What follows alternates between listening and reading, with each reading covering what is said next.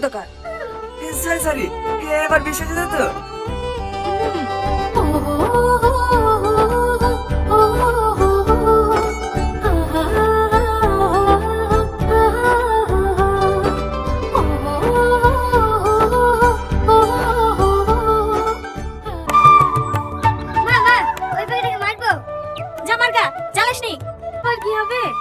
ছোট মা খেতে খুব ভালোবাসে।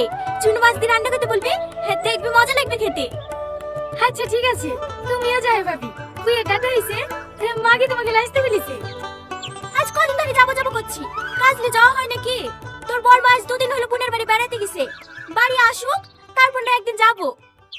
উমা এই অবশেষে করেছে যাবে না।